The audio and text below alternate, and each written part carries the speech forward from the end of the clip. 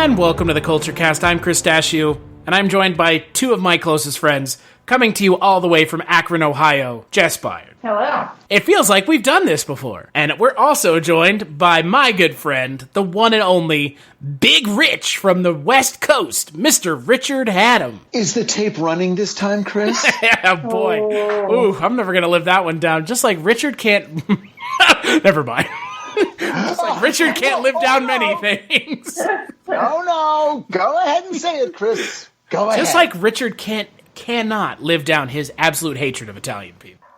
Hey, whoa. Where did that come from?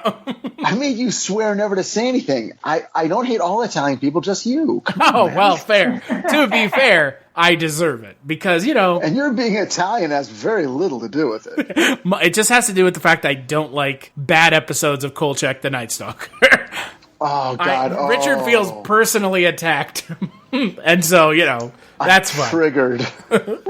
So, on this episode of the Culture Cast, we are continuing Sexploitation Spring, a term coined by Jess, with a film that is barely a film. I'm not even sure I would consider it much of anything other than something that we spent all of an hour and 2 minutes watching, 1962's House on Bear Mountain. Hi there, everybody. These are the officers of Olympic International Films, and they've just produced a new kind of horror film, starring my three old friends, Tom, Dick, and Harry. This is the other star of the picture, me. Kindly white-haired little old Granny Good.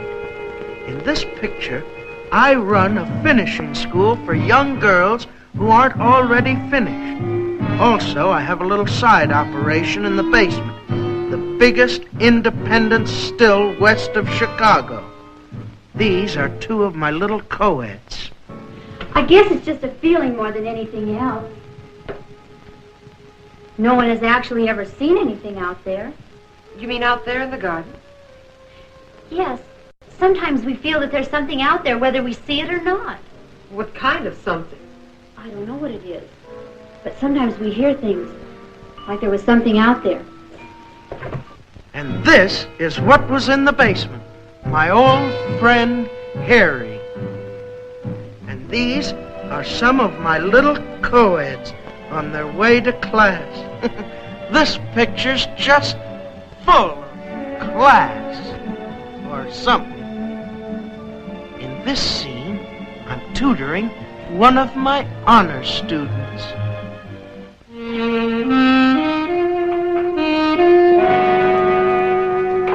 Well, anyway, I think we can take care of little Miss Prudence.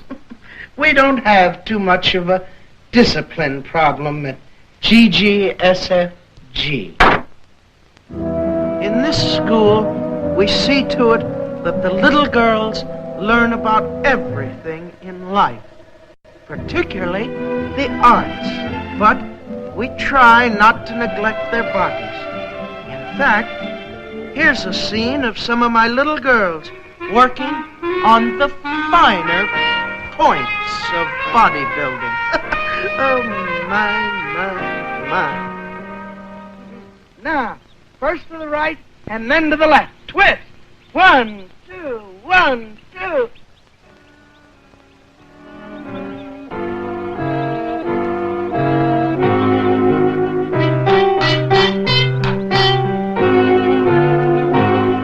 Every exercise we used was scientifically designed to strengthen some portion of the anatomy. We found that jumping rope was excellent for developing the lung capacity.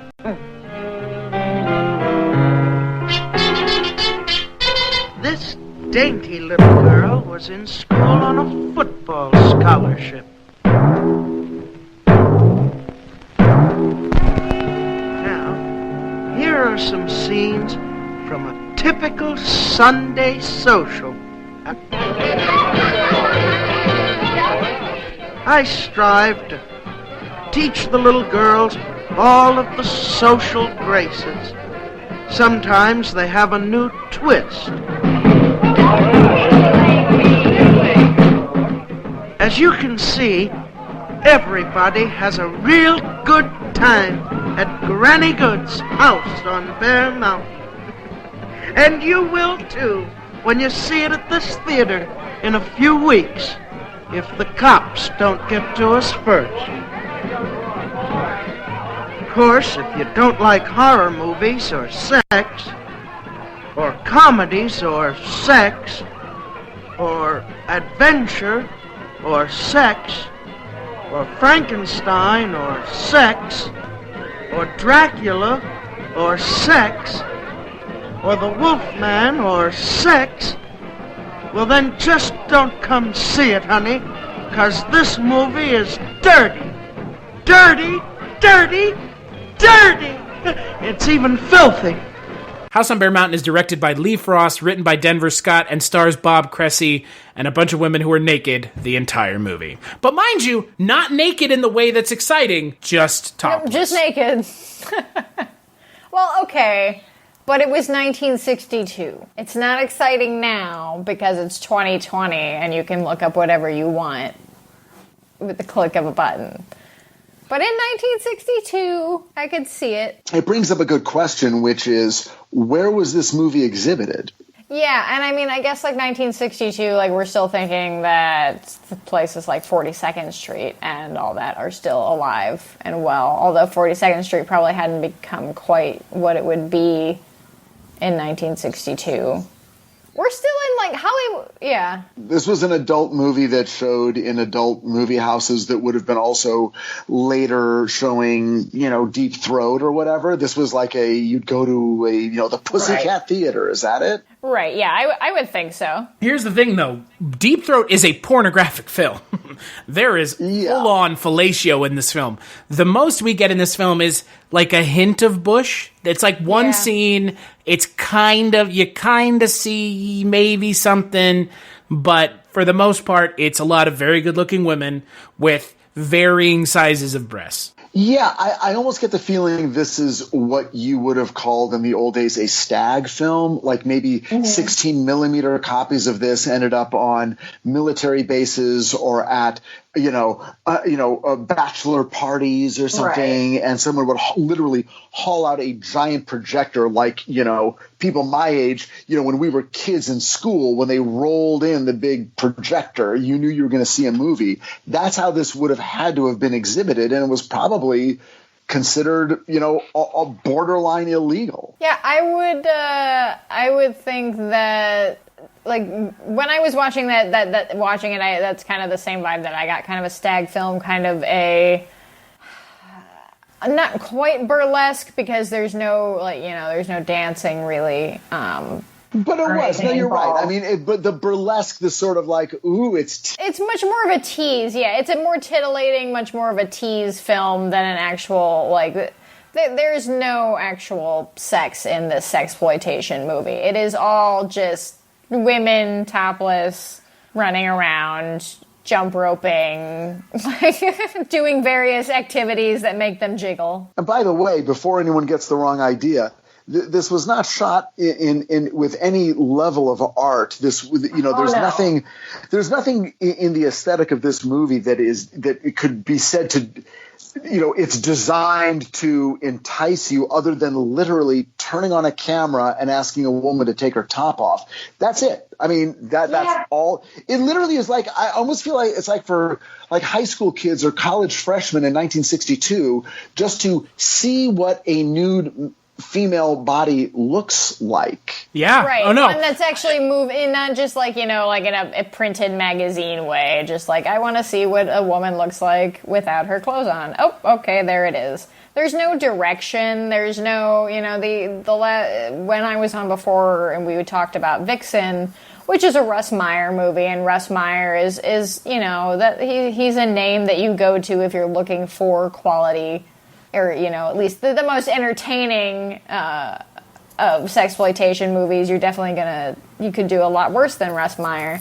And whereas Vixen actually has a bit of a plot, even if it's not a very good one and a little bit kind of politically convoluted at the end.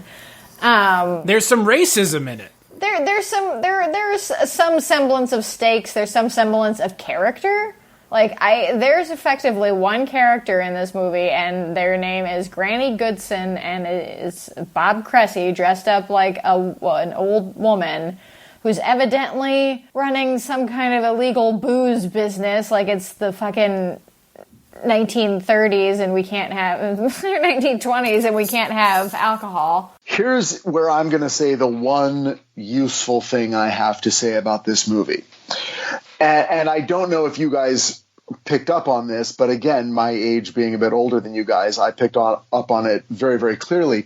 What Cressy is doing is a character created by Jonathan Winters named... I was wondering, okay, because I felt that that there was a character that reminded me of, and I couldn't quite put my finger on it. In the late 50s, when Jonathan Winters started doing his act and releasing comedy albums, he would do characters, and his most famous character throughout his life ultimately was Maud or Maudie Frickert, who was an old lady who talked like this, and it's very much exactly what Cressy was doing in this movie when he was doing Mrs. Good, Grandma Good. It's that exact voice and with that exact sort of gray hair bun wig. And his face is kind of a little bit round like Jonathan Winters. And he was sort of picking up on that, which leads me to maybe my only other useful thing to say about this movie, which is it feels like the cinematic equivalent of what used to be called party albums. Mm-hmm. It kind of does. It kind of does in a way, especially towards the end. Mm-hmm. Right? Yeah. It's kind of like if you saw the Eddie Murphy movie, My Name is Dolomite. Yes.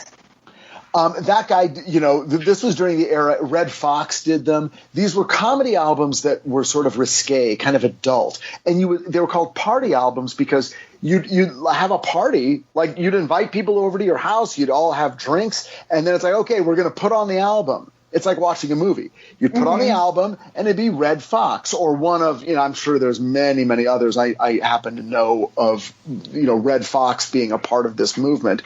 But the Dolomite guy was one of these comedians. And they would do sort of vaguely risque material, and it was all a big hoot, and everyone would get drunk and high. And this feels like the movie equivalent of a party album. It's 1 hour long, and it's kind of goofy and kind of funny, and it's a hoot, but it's also sexy. Right. That's a great point. I didn't make that connection at all. I am familiar with the concept of party albums, and that comedians from that era.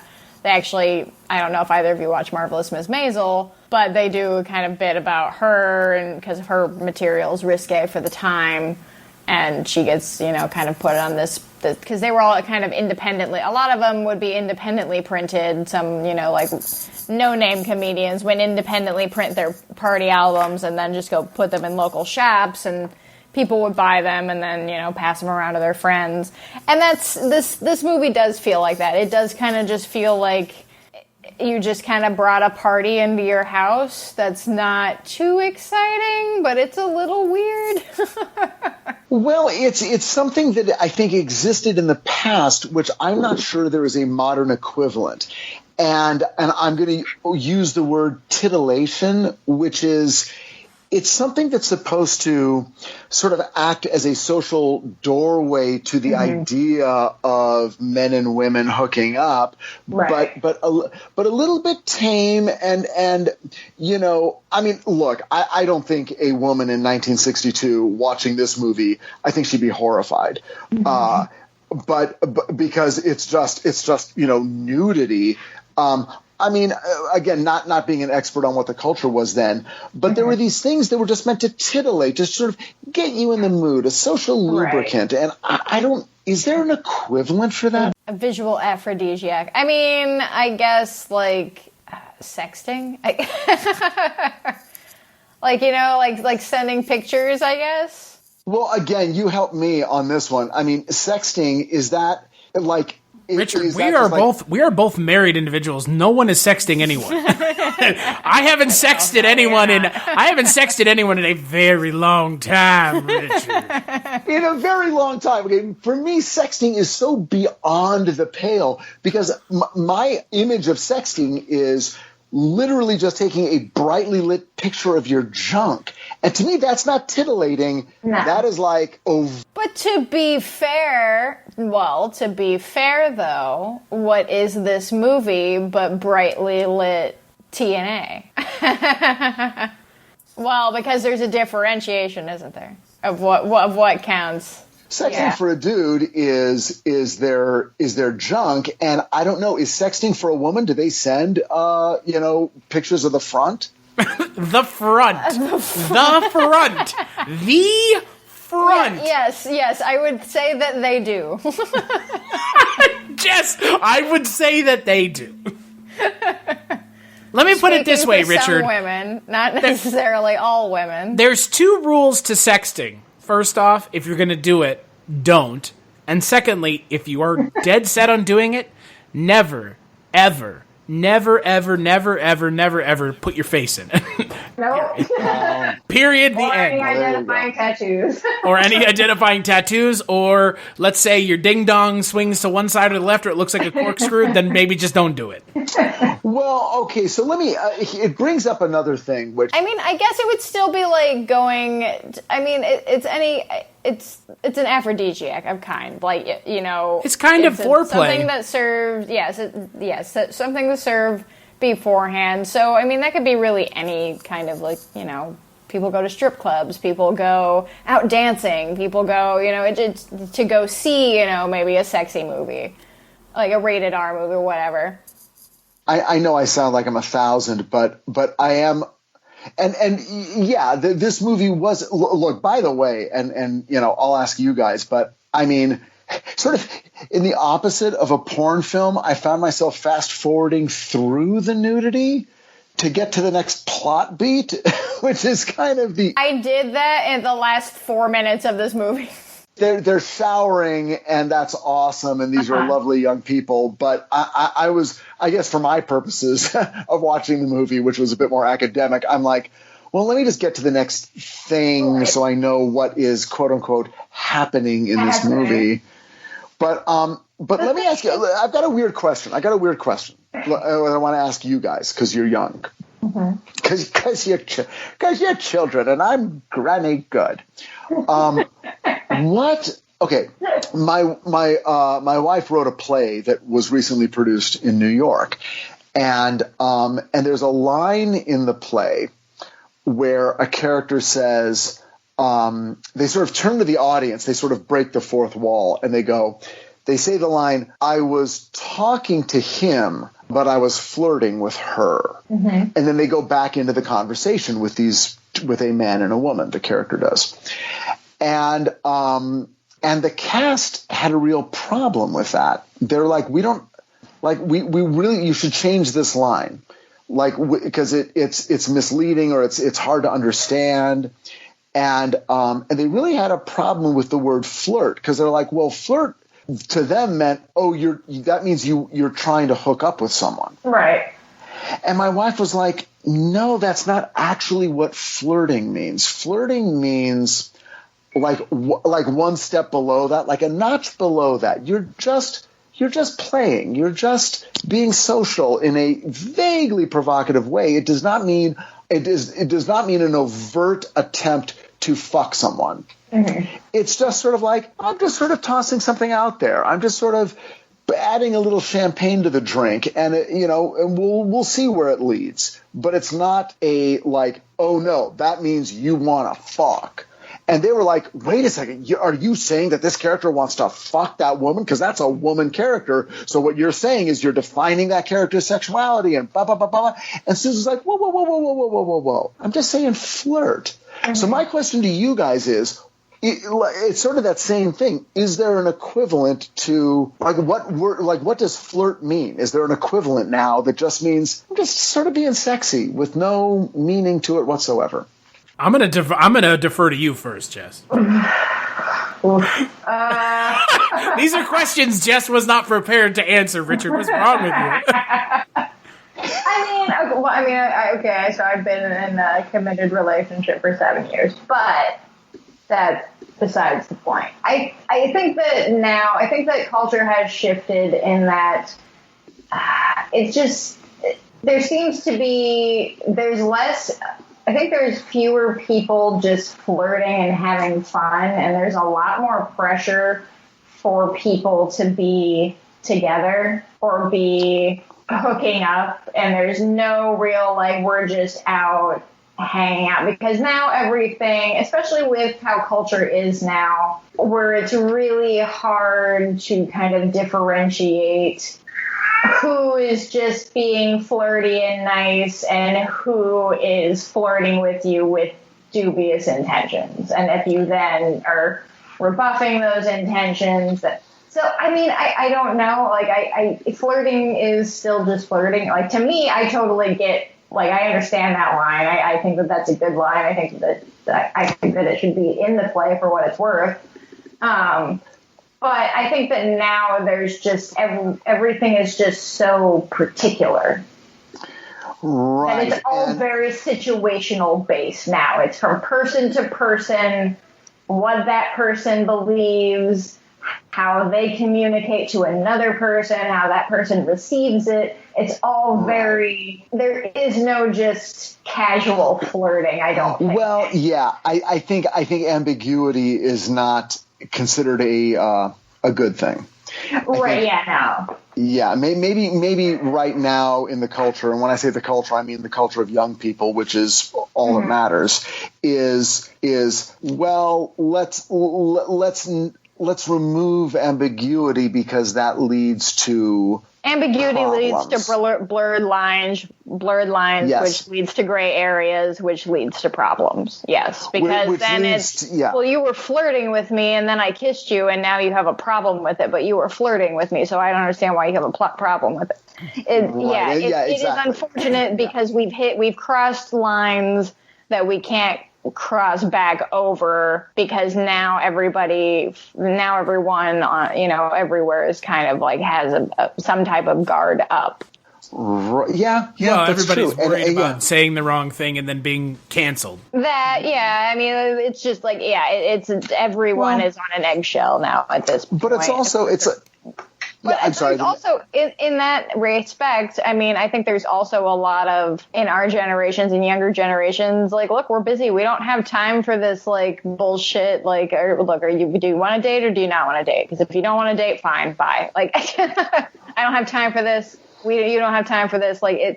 There's none of this just casually dating forever, and then we're dating other people. I think people's lives now are it's casual dating. I don't think is really much of a thing for a myriad of reasons. I think partly, economic wise, people our generation are typically brokers, so we're not going out and just casually taking people to dinner and casually buying people drinks and things like that. We're not, there's a lot in the 70s. There were there were STDs, but not like now.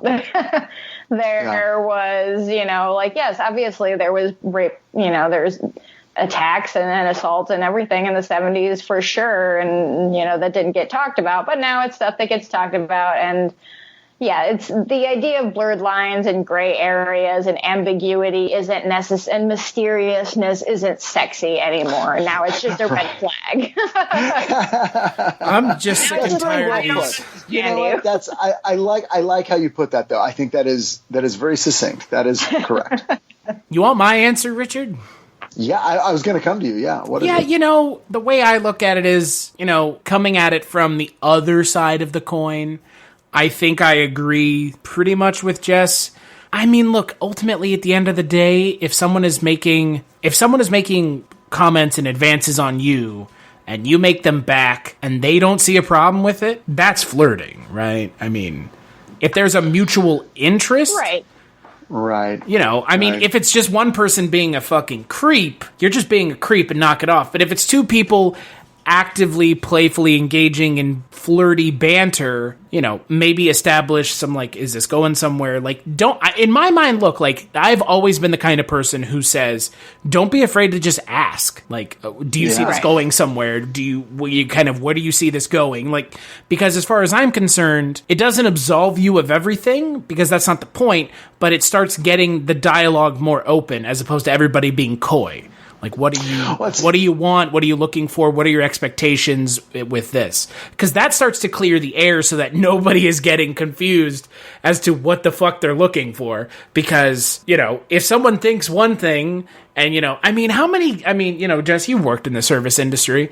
I have kind of, but not in the capacity that you have. But, how many guys hit on you when you were a waitress, you know? Like, just because you were doing your job. I was never a waitress. I was a host, and I still even a bunch. Had I been a waitress, it would have been more. I mean, like, there was a time when I worked at Regal where, like, this guy was, like, just randomly taking video of me on his phone while I was, like, behind concessions. It's people. There is no. We are much more. There's much more of a need to be upfront and be. You know, like Chris said, like, look, what do you want?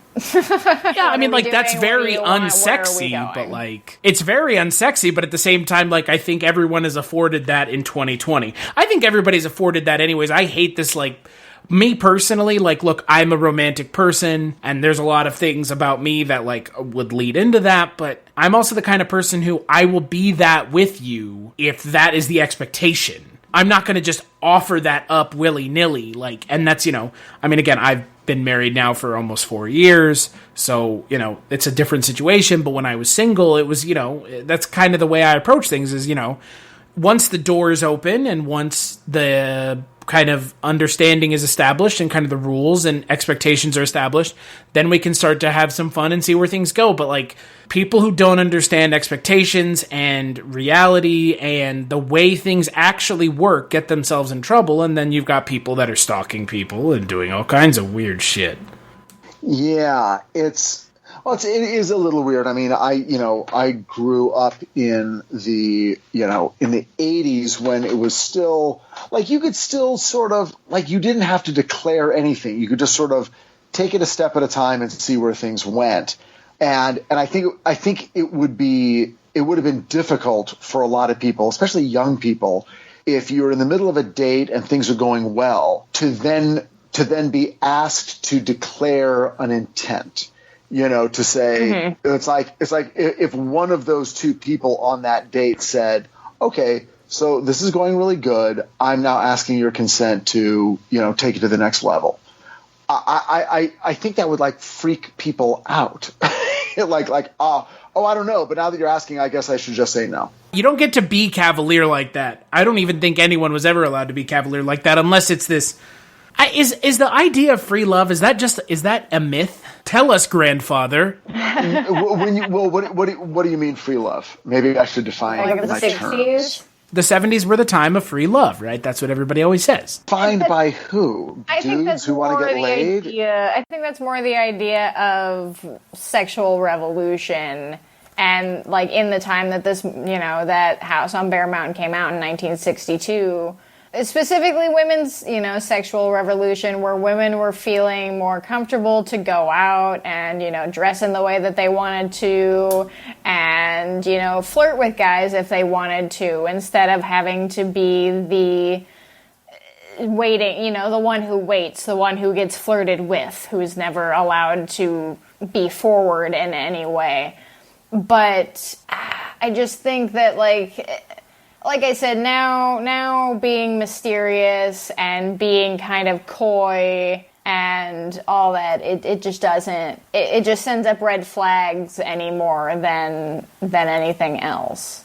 And I think that, you know, a lot of stuff has happened since the 60s. A lot of stuff has happened since the 70s. I mean, you know, AIDS happened in the 80s, and that completely squashed, you know, any sense of what people thought of free love and kind of casual sex and things like that. But which I think for this movie, I think that this movie is really kind of, it's a good example of the time that it's in. In this really innocent time of 1962, where something as simple as some good-looking ladies on camera, not artfully filmed, just on camera, dancing and jump roping and you know, flouncing around and all of that. And that was fine. And that's what the people wanted to see, you know, who were going to see movies like this. That's what people who were making these movies, you know, wanted to make.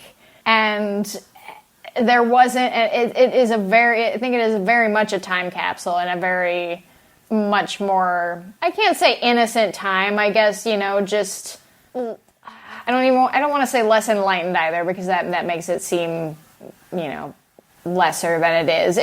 It's just different. It's just a different time. There's a lot less baggage in 1962 versus 2020, you know, especially baggage of, you know, the Me Too culture and baggage of rape culture and baggage of everything that we've been talking about on this podcast and just how things have changed over the years. It's hard to look at movies that are, you know, sexploitation without the lens that we have now, just because we're so saturated in it. I mean, you go online and you're saturated in discussions like the ones we're having right now. Like, they're everywhere. Everybody has an opinion. Everyone's talking about it all the time. But that wasn't happening then, and I don't know. Like, this movie is not a movie. There's no plot. It's basically just Granny Goodson has this school of basically bad girls. It's a reform school where people send their daughters to get better, I guess, and then Granny Goodson's running some kind of illegal booze operation, and that's about it. That's essentially what happens. And then every other scene is just women dancing topless.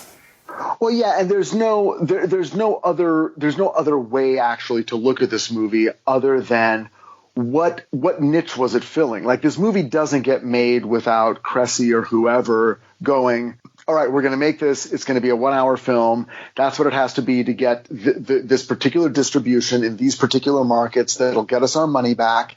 And making these movies that are a little bit funny, you know, it is the thing right now. Like there's no, I mean, any movie is made with all of those considerations. Take your most favorite movie that feels like just a pure expression of art.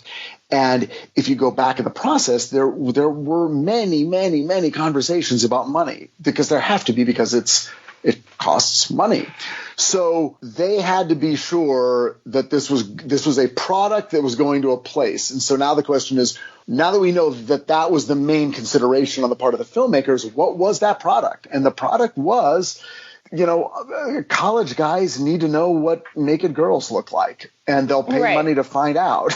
And then they'll come away from it not feeling terrible about themselves, because there's nothing ugly about this film. No, and that's where you know, we talked a bit off mic. That's where sexploitation, at least the stuff that I've watched for this podcast, seems to differ from the other exploitation subgenres, like Nazi-sploitation or nunsploitation, or, you know, the rape revenge films, any of that. There's always something really dubious or nefarious or awful that happens to people in the exploitation movies. You know, the thing that you know, ruins them and causes them trauma that they have to then rise up out of. There's none of that in these movies. There's no conflict in these movies, which makes them not movies for all, you know, at a bare structure story aspect. There's no character, there's no conflict, that's not a story. The other thing about this is,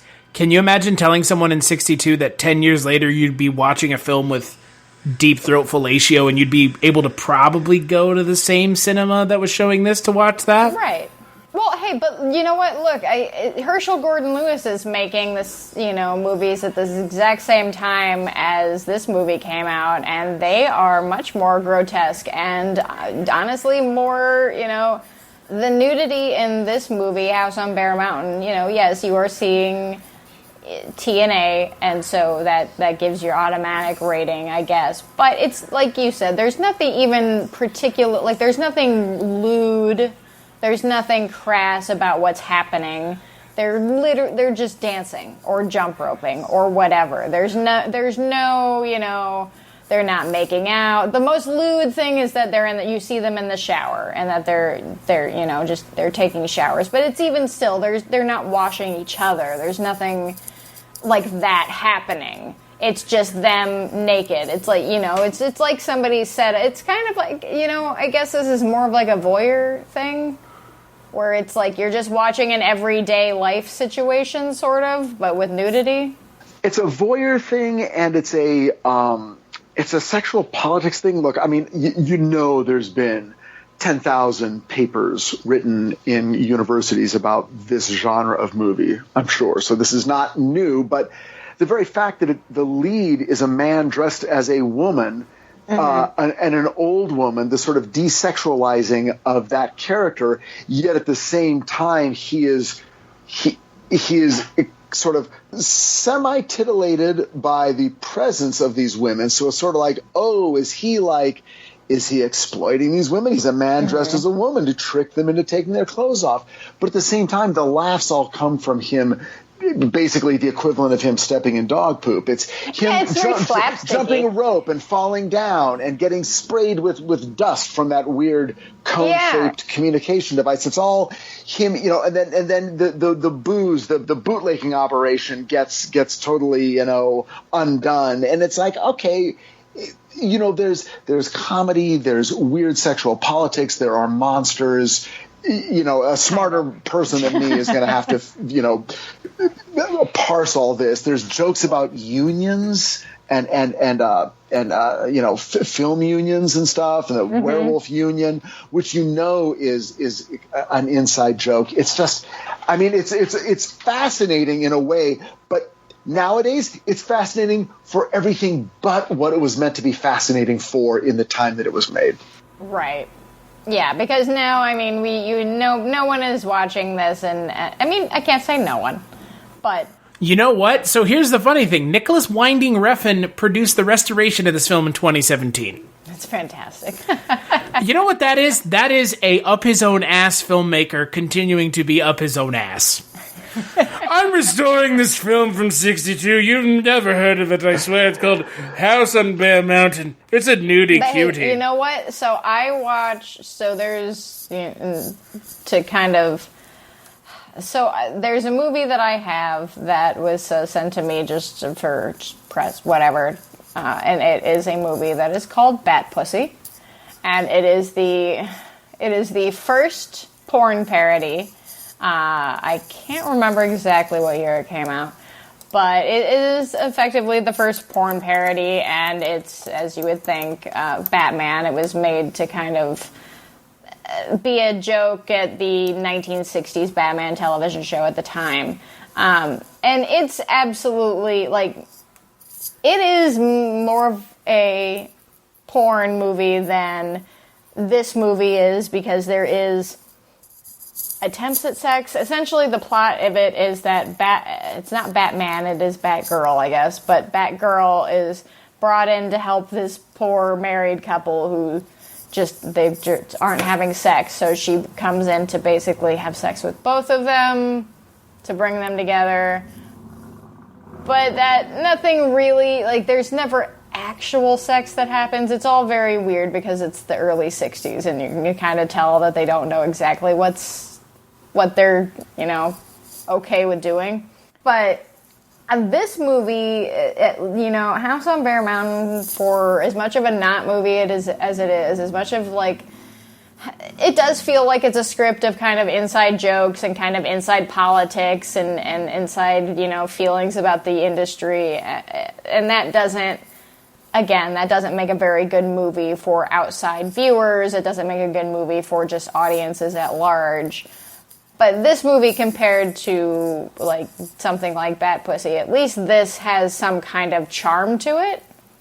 I will say that, you know, like, this movie is legitimately charming at times, where it is just kind of funny. And, you know, Bob Cresse is a weird guy. We talked a bit off mic, where, you know, I was vaguely familiar with him because of a movie he did called Love Camp 7, which is a Nazi exploitation movie.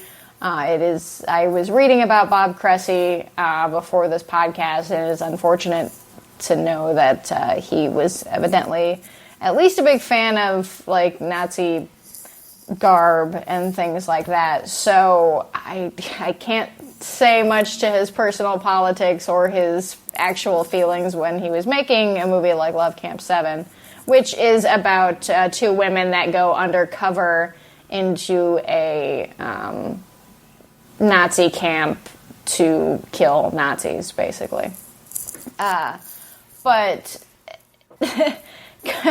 I don't know, just going from this movie and seeing Bob Cresse dressed up as like, you know, that kind of Granny Goodson, that old school type character, and then just thinking about the Nazi exploitation and Love Camp 7, it's, I don't know, he's an interesting guy, and I don't know if you guys read about him, but evidently what did him in and did his career in officially was that one day he was walking his dog down the street and he saw two men beating the hell out of some lady, and he yelled at them to stop, and one of the men said that he was a police officer and pulled out a gun and shot Bob in the stomach and shot his dog dead.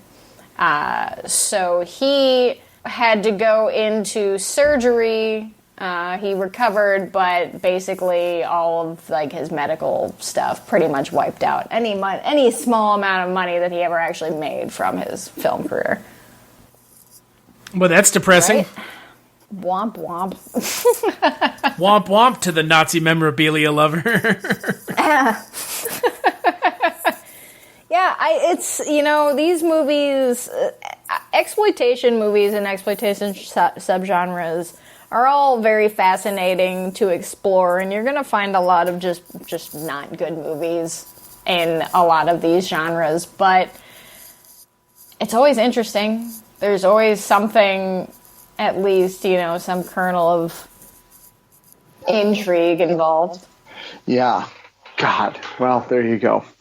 That certainly puts a dark pall over everything. Well, look, ultimately, at the end of the day, I think the other thing that, Jess, you were kind of hinting at it is, you know, the people involved in making these films a lot of the time were just not actors anyways. They were strippers. If you look on IMDb, none of these people in this movie went on to do anything else. Yeah, they were strippers, call girls, people that wandered in off the street, essentially. Friends, yeah, you know.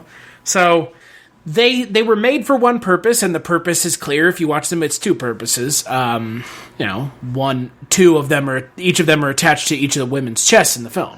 That's it. That's the only reason these movies exist, is for the bearing of breasts. Like you said, Richard, I mean, teenagers in 1962 would have been jumping for joy seeing something like this. But if you're going to go with something from the 60s, you should probably go with Russ Meyer. It's going to be better. And it'll be artfully shot, and it'll be just as titillating. Yeah, it's just as much tits, but a little bit more substance. Yeah, interesting. Okay, well, as much substance as you can get with something like this. Of course, you didn't invite me in on one of those movies. You invited me in on House on Bear Mountain. So this is the one I watched, Chris. I always do what you say. Well, hey, you know what they say, Richard? There's always next month. So, what? Yeah. Oh, I'm ready for the next one. I'm ready. I got to check it out. I'm excited, actually. So, on that note, Richard, what would you give this film out of 5? Oh, out of 5? Is there even a reason to give this film a rating? Well, I mean, look, I can rate my experience, and then I can guess at what it did for the people who would have watched it in 1962. You know what? It did be okay. I'll be real. I'll give it a 5. What? Out of 5? No. Okay. Seriously, of course, I'll give it a 1. What about you, Jess? Yeah, I give it about a 1.5. I mean, it's not a movie. But I don't know. I had fun laughing at it in its absurdity, and if I had some more substances, it might have been a more fun time. Well, it's weird. It's like, I didn't hate watching it. But it is weird how boring it got for a movie that's only an hour long, I was like, okay, I got to fast forward. This is just, I can't, no, I got to move it. Well, and that I think is where my rating comes in as well. I think I give it a 1 because, again, it is only an hour long, but yikes. You feel it.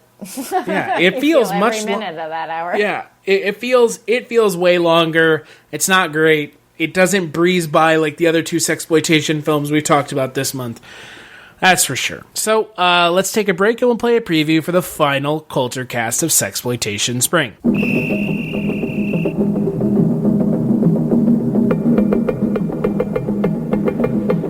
That night, I wandered around Times Square, wondering whether I should go through with it. If I hadn't been high in grass, I probably would have said to hell with it. But I was sick of this stinking town and all the garbage, human and otherwise, that littered the streets. I had to get away and get away fast. And anyway, I needed sex. And I needed it my way. I was hoping that this guy Spencer could provide it somehow.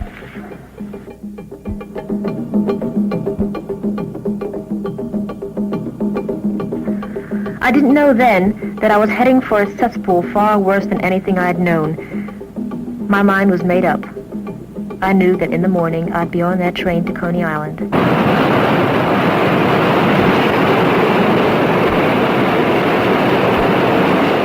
That's right, on the final episode of the Culture Cast for Sexploitation Spring, we're going to be taking a look at The Ultimate Degenerate. Yeah, okay. I've no idea. I don't know what to expect anymore. I know nothing about that movie. I don't know what to expect anymore with any of this stuff. So, there you go. Until then, where can people find you, Richard? They can find me on Twitter at Richard Hatem. What about you, Jess? You can also find me on Twitter at writer Jess Byard, and I've had to think about what podcast I was on before I started plugging other podcasts. You can find me on the Culture Cast. What? You can find Chris and I on our other show, the One Season Show, where we talk about television shows that lasted only one season. And you can find us both on our other podcast, Scary Stories We Tell, where we talk about true crime, the unexplained, and horror culture, and all things in between. Now, Richard, have you listened to the One Season Show yet?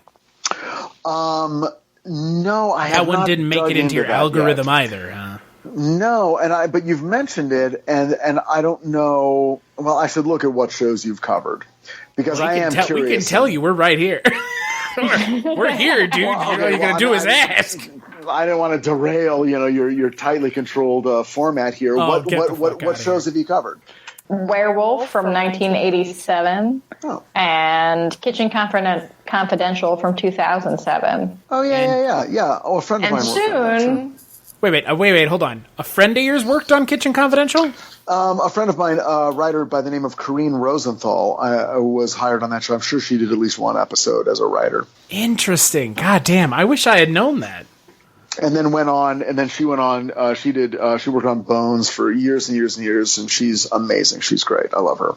But, I've worked on so many one-season shows. I didn't know if you guys had done a ton and if they were all within, the last 15 years. But if you narrowed it down to the last 15 years, there would be so many one-season shows that I've either worked on or created and ran that it would be shocking.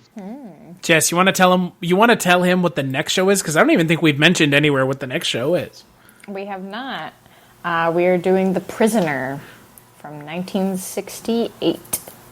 Ooh, interesting. Oh, I think that's good. That is a considered to be a good show. Is it? You want to know what's funny? Because we've been in self-isolation for the last 2.5 months. We did so much of it. We've already recorded an entire year's worth of episodes, so we're actually done. We recorded a whole season in March. Yep, it's true. That's how you do it. Yeah, pretty much. So we got it out of the way so we could focus on the Scary Stories We Tell podcast. As for me, you can find me on Twitter, casualty_Chris, at CultureCast on Twitter, culturecast.com. Give us a review on iTunes or Google Play. Every little bit helps. As always, CultureCast is on Patreon at patreon.com/CultureCast. Big thanks as always to Jess and Richard for joining me. Also, big thanks as always to Tiger Blood Jewel for the music, and we'll catch you on the next episode.